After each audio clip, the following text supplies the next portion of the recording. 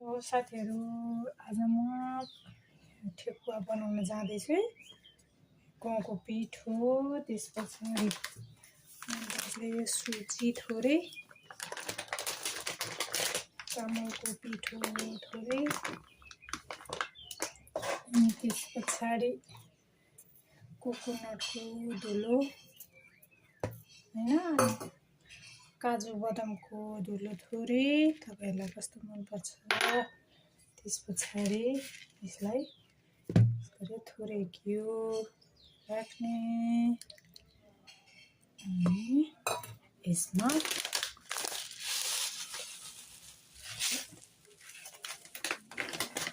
Soap पनि राख्ने। यस्तो गरेर यसलाई कसैलाई मन पर्छ कसैलाई मन पर्दैन। यो मन पर्छ भने राख्नु, मन पर्दैन भने नराख्नु भए पनि हुन्छ। र यसलाई मजासँग मोल्ने, चिनी पनि राख्नुपर्छ है साथीहरु।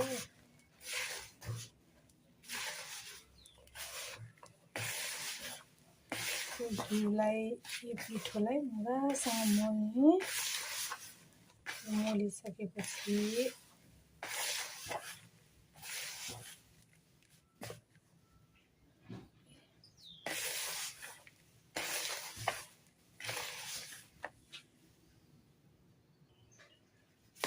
यसलाई मजासँग मोलिसकेपछि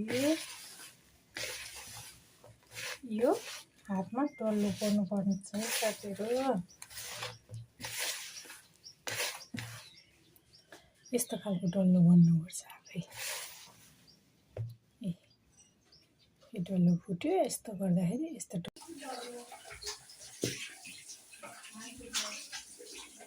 ल यसरी बनाउने ठेकुवा।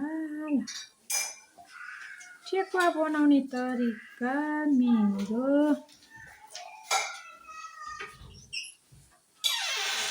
राम्रो भएको छैन।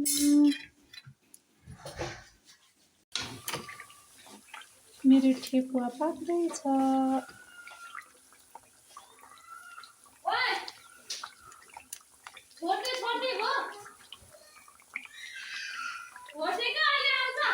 अब म लास्टमा दिन्छु साथीहरु, यहाँ होला। मेरो खजुरीको बिस्कुट तयार भयो है। बिस्कुट भन्दा पनि यो ठेकुवा तयार भयो हैन। यो बच्चाहरूलाई स्कुलमा टिफिन पठाउन नि सक्नुहुन्छ। यो 1 महिनासम्म राखेर खान पनि सक्नुहुन्छ। जाडो महिना लागिरहेछ साथीहरु। चिया र यो ठेकुवा खान साह्रै मिठो हुन्छ। यसरी बनाएर खाएर हेर्नु होला है।